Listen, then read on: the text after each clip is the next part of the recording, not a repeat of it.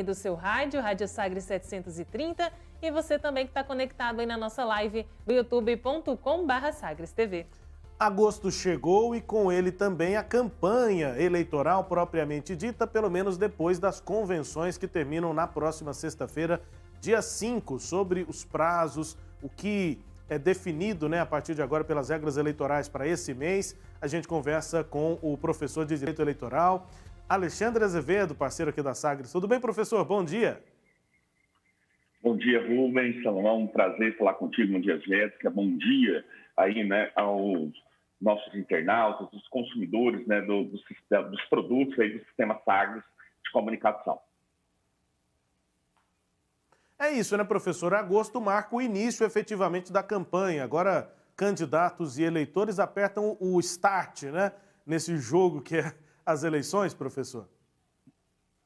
Exatamente, Rubens. Até então a gente tinha aquela situação, além de pré-campanha eleitoral, que com muitos elementos de uma campanha eleitoral. Lembrando, na pré-campanha, a única coisa que o candidato não pode fazer, ou pré-candidato não pode fazer, é o pedido expresso de voto. Olha, vote em mim. O resto ele poderia tudo. Ele poderia falar por que ele merecia ser eleito, ele poderia falar os projetos, as propostas, etc. e tal. Mas agora, em agosto, propriamente ali, a partir do dia 16 de agosto, ele poderá fazer o pedido expresso de voto. Aí sim, nós temos o início da campanha eleitoral, ou o momento crítico, por assim dizer, da campanha eleitoral. Mas antes disso, nós vamos ter ainda o prazo final para o registro dos candidatos.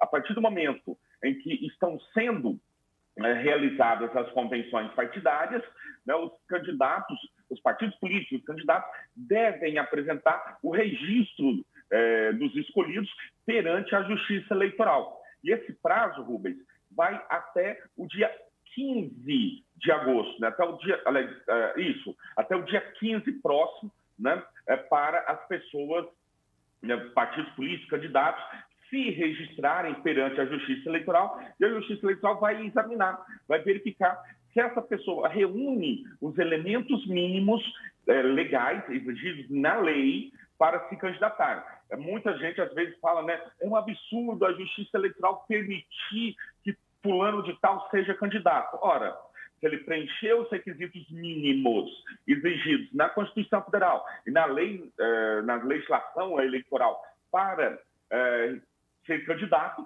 a Justiça Eleitoral não pode indeferir o registro. A Justiça Eleitoral deve permitir que ele se candidate. Isso aí não significa, por evidente, que o eleitor é obrigado, que o eleitor seja obrigado a dar o voto. Mas significa que a Justiça Eleitoral deve cumprir a lei e permitir que essa pessoa saia-se como candidato nessas eleições. Pois é, sobre a efetivação das candidaturas, eu pergunto na sequência, professor, porque eu sei que isso, inclusive, pode trazer aqui uma certa polêmica, eu sei que o senhor tem uma posição, por exemplo, sobre a lei da ficha limpa. Mas antes disso, antes da gente entrar nesse debate, então eu disse que agosto marca o início efetivo das campanhas. É em agosto, mas não é agora, não é porque hoje é dia 1º que já estão começando as campanhas. Então, como o senhor disse, tem prazo de convenções nessa semana, então agora pré-candidatos se tornam candidatos, e a campanha mesmo, campanha na rua, já pode, no dia 16, professor, dia 16 já tem campanha realmente na rua? Exatamente. Até o dia 5 ainda tem a possibilidade de fazer as convenções. Salvo engano, tem algumas aí, inclusive marcadas para o dia 5, sexta-feira, não é? Isso, acho que é sexta-feira mesmo. Isso, sexta-feira. É o último prazo para se realizar as convenções.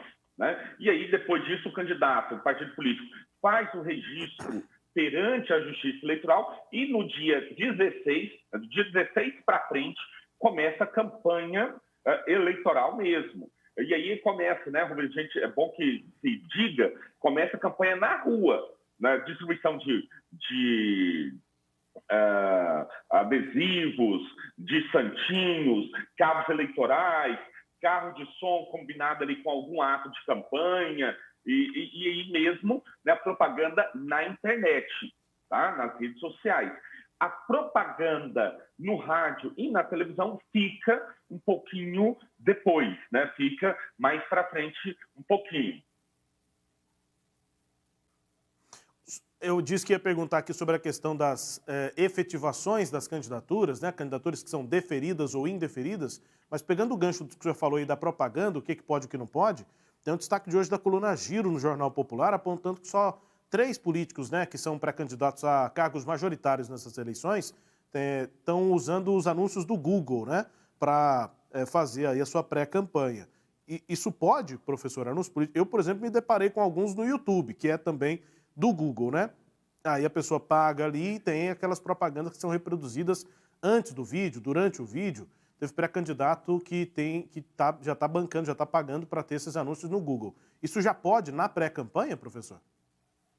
Então, aí a gente vai ter uma situação que a Justiça Eleitoral vai ter que se debruçar para resolver, né? Isso por quê? Porque na internet se diz que a propaganda deve ser gratuita, né? Não é possível, por exemplo, Rubens, a contratação de digitais influencers, né? Para fazer a campanha. Tá? Isso aí não é permitido. Agora, o que se permite como propaganda paga é o impulsionamento. E aí a gente tem que parar e pensar, esse vídeo que é colocado ali, né, em algum vídeo monetizado, ele funciona como impulsionamento ou não? Tá? Na minha concepção, na minha forma de interpretar a lei, no que eu já olhei, a lei não permite. Né? Isso porque ela fala que os meios de impulsionamento nas redes sociais, em conteúdos sociais. Tá? Então, esse vídeo, da forma como é colocada, não pode, mesmo porque o eleitor, né, todo direito eleitoral é colocado em vista do eleitor. No vídeo, no caso, o eleitor teria que assistir um mínimo, né, para depois avançar. Né? Ele tem que assistir um conteúdo mínimo ali para depois ele dar o avançar. E a legislação eleitoral fala que o eleitor não é obrigado. Então, se o eleitor não quiser, ele tem que retirar aquilo ali. Como esse vídeo que é colocado ali, o eleitor é obrigado a assistir um conteúdo mínimo, eu tenho para mim que essa ferramenta não encontra agasalho no direito eleitoral. Agora, né, como eu disse, vai acabar ficando, né, com a Justiça Eleitoral para decidir sobre essa situação. E nessa avaliação, professor, tem também a questão dos custos, né? O vídeo foi editado por alguém, as imagens foram feitas por alguém, né, por algum cinegrafista, esse pessoal foi pago, isso é um serviço pago. Quem é que está pagando esse serviço? É o próprio pré-candidato? Porque nós ainda estamos na pré-campanha, né? A campanha mesmo é daqui a pouco, nesse mês de agosto. Mas pré-candidato já está pagando para um material eleitoral de cunho eleitoral ser produzido? Não tem ainda, né, professor, CNPJ de campanha. Se não for, aí o partido pode pagar? Será que o partido pode estar pagando? O que a gente sabe desses nomes que estão divulgados hoje pelo Popular, né, de políticos que já estão pagando anúncios no Google, eles são todos empresários, né? São todos que têm dinheiro, sabidamente são empresários bem-sucedidos. Então eles têm dinheiro para pagar, podem simplesmente ir lá contratar um editor, contratar um cinegrafista e tal, uma equipe de produção, faz o vídeo e depois paga no Google por esse anúncio. Mas fica também essa dúvida, não, de como é que esse material está sendo bancado, professor? Porque não estamos em campanha ainda, né?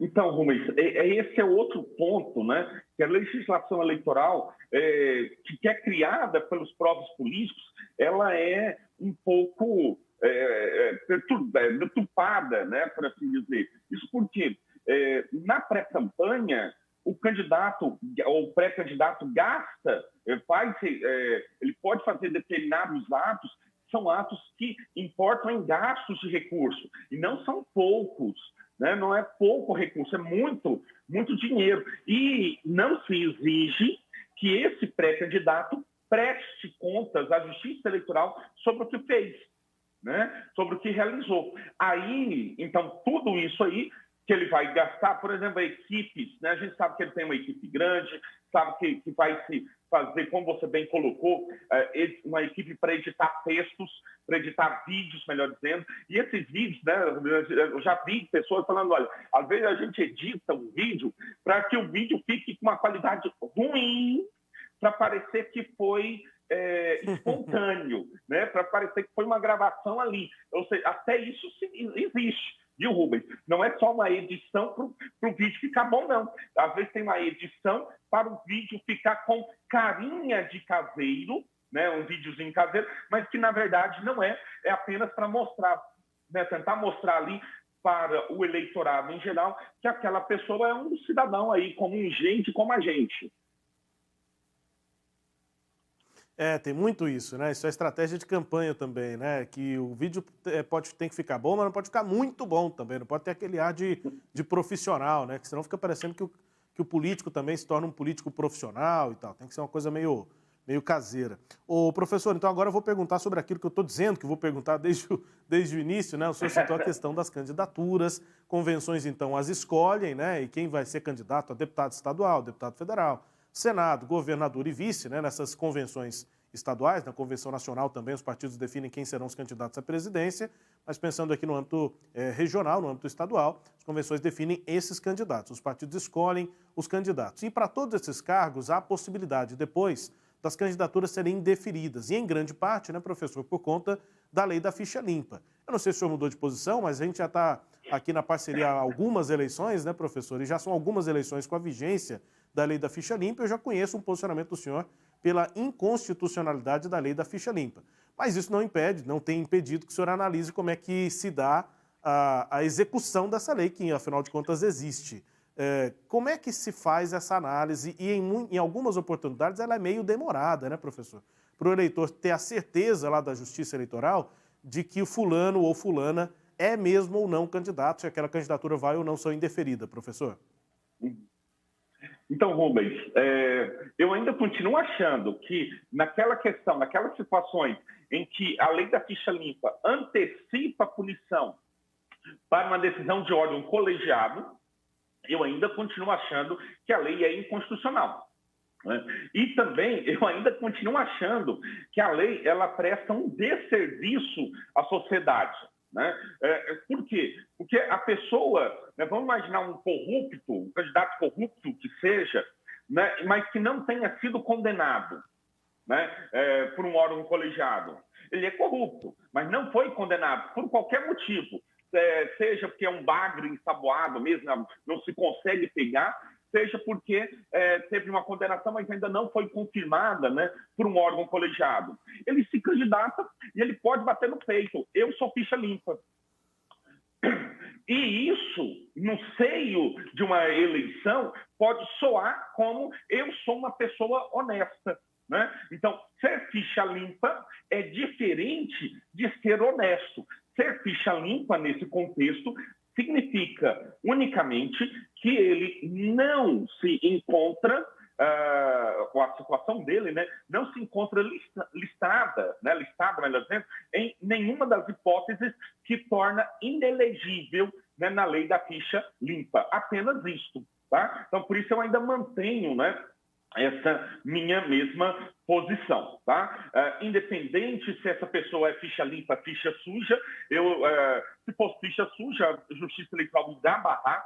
Se for ficha limpa, mais corrupto, o eleitor não precisa votar, né? Pode escolher bem, né? Porque a Justiça Eleitoral exerceu a sua função e deferiu o registro, que significa que você é obrigado a votar nesse candidato, tá? Que seja corrupto. Tá certo? Agora, Rubens, nessa segunda parte da sua pergunta, né, por que se demora? Olha, os partidos, né, têm até o dia 15 de agosto para se registrarem perante a Justiça Eleitoral. Feito o registro, a Justiça Eleitoral vai publicar um edital, tá? Então tem uma publicação, no dia 15, no dia 16 o edital já está publicado. Basicamente isso. Tá? E aí, a partir dessa publicação, se abre o prazo de 5 dias, né? De 5 dias para impugnação do registro de candidatura. Isso é para os adversários políticos, para o Ministério Público Eleitoral, falar que esse candidato ou aquele candidato é ficha suja. É todo um trâmite. Então, prazo de 5 dias. Depois do prazo de 5 dias, o candidato é citado para apresentar a defesa e ele vai ter dias, né, corridos para apresentar sua defesa. Então, nós temos 5 dias, nós temos mais 7 dias, daqui já foram 12 dias. Tá? Depois disso, se tiver coleta de provas, alguma coisa, 5 dias para fazer uma audiência, né, para ver essas provas. Já são 17 dias. Depois disso, finalizou 2 dias para as partes apresentarem suas defesas, suas alegações finais. Depois, o Ministério Público, também prazo de 2 dias. E depois, finalizando, o prazo, né, de 3 dias para a Justiça Eleitoral julgar. Então, veja, nós temos aí em torno de 21 dias, tá, de prazo que a lei impõe. Não é um prazo da Justiça Eleitoral. Esse prazo aí de 21 dias deve ser respeitado, porque é um prazo imposto pela lei. E aí nós temos, né, Rubens, que no dia 15 até o dia da eleição são 45 dias. Então, mais da metade desse prazo de campanha fica aí nesse processo de impugnação ao registro de candidatura, e por isso que demora. E mais ainda, Rubens, depois que decidiu, ele ainda pode recorrer. Né? No caso, agora ele vai recorrer para o TSE. Então, provavelmente, né, a situação final desse candidato será decidida depois da eleição, né? Ele recorrendo, interpondo os recursos aí que são cabíveis, possivelmente ele pode protelar isso aí até depois das eleições. E tem a questão também de se fechar os candidatos, a lista de candidatos nas urnas, professor. Se o candidato tiver um registro indeferido, por exemplo, no TRE, mas está com recurso lá no Tribunal Superior Eleitoral, pode ser que ele não tenha o nome na urna e aí o partido tem que trocar antes desse recurso do TSE. Como é que funciona isso? Os prazos versus, né, em relação a essa questão dos registros ali, das listas de candidato na urna. Excelente pergunta, Rubens. A urna, né, ela é lacrada já com o flashcard, isso é com a informação de todos os eleitores aptos a votar naquela urna e de todos os candidatos aptos a receber o voto, né? Até o dia 20, até 20 dias antes das eleições, essa urna vai ser lacrada, tá? Com essas informações. Então, os candidatos, partidos políticos, têm até 20 dias antes da eleição para apresentar substitutos, né? Substituir os seus candidatos. Eventualmente, um candidato que foi indeferido e recorreu, ele poderá concorrer sub júdice. Né? O nome dele vai constar na urna e ele está concorrendo sub júdice. E os votos, né, desse candidato que teve o registro indeferido e que recorreu serão contabilizados inicialmente como votos nulos. Tá? Serão contabilizados ali como votos nulos. A partir do momento que ele recorre e o registro dele, né, seja deferido, por exemplo, pelo Tribunal Superior Eleitoral, aí que o voto dele, que era nulo, se transforma em voto válido. Tá? Então, nesse momento que ele está concorrendo, ele pode concorrer? Pode. O nome dele estará na urna? Estará na urna. O eleitor poderá votar nele? Sim, poderá. Mas a validade desses votos que ele teve vão ficar na dependência do julgamento do recurso eleitoral que ele interpôs. E aí, já aproveitando a deixa, e falando aqui, eu falei aqui da urna, né? Teve uma pesquisa aí, né, Rubens? Você, como muito bem antenado, que é de 82% da população, né, aprova, né, confia na segurança da urna eletrônica. É um dado, né, que nós temos que comemorar e nós temos que divulgar. Desculpa eu aproveitar aqui o momento, mas é algo que a sociedade como um todo precisa saber, precisa comemorar, porque isso é um patrimônio da nossa democracia. Sem dúvida, professor. A gente precisa valorizar bastante, né, a segurança do nosso sistema eleitoral. Ele é confiável e assim a gente vai ter cargos eleitos, né, confiavelmente, com credibilidade para os mandatos que começam em 2023. Professor, rapidinho aqui, a gente vai falar também sobre coligações, porque, afinal de contas, os partidos estão aí no período final de convenções e eles precisam definir, por exemplo, se vão se coligar.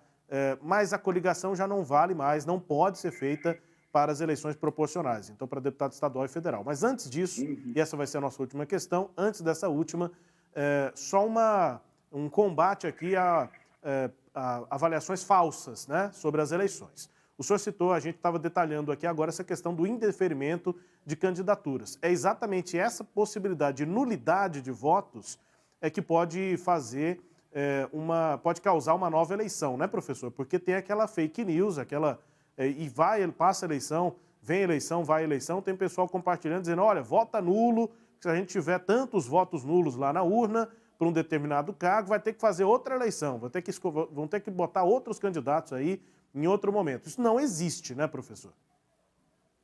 É uma fake news, ela é muito boa, né? Ela traz tudo aquilo de bom, né? Você pensa, olha, vamos anular, tem esses candidatos aqui, a gente não gosta deles. Então, todo mundo, 50% anulou a eleição, né?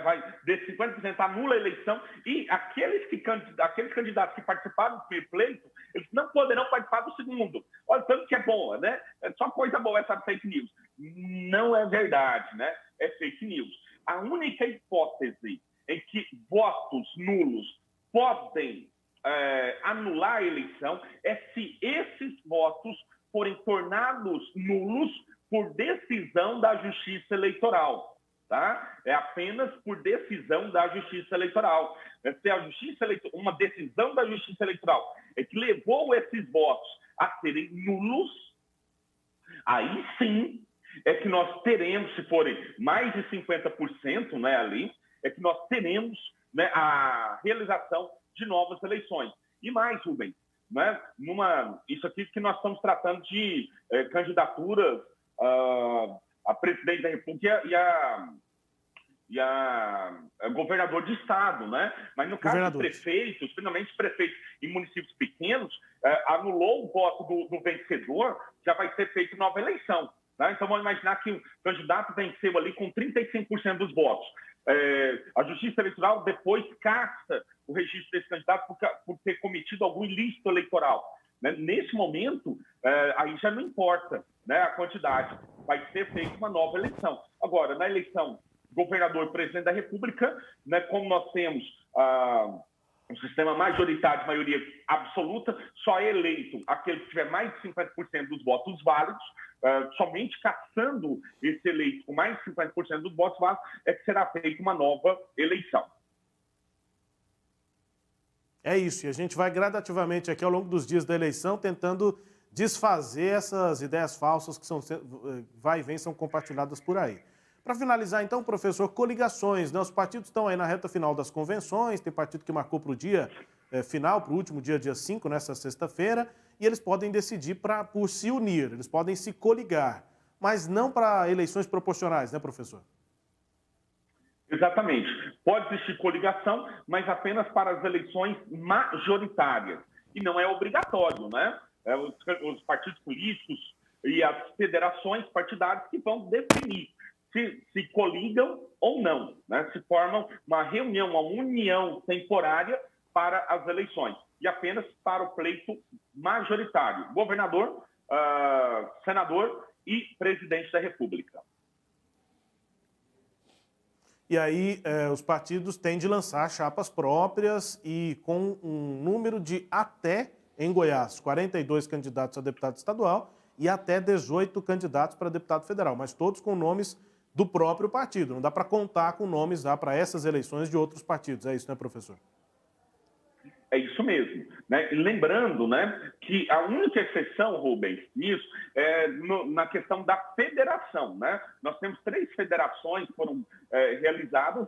Então, nesse caso da federação, dentro dos seus partidos, dos partidos que integram a federação, é possível o lançamento, né, de candidatos. Tá? Por isso, o resto, né, todo o resto, a quantidade máxima aí de candidatos, você bem disse, 42 deputados estaduais e 18 deputados federais, podem e devem ser escolhidos dentro do próprio quadro de filiados do partido político.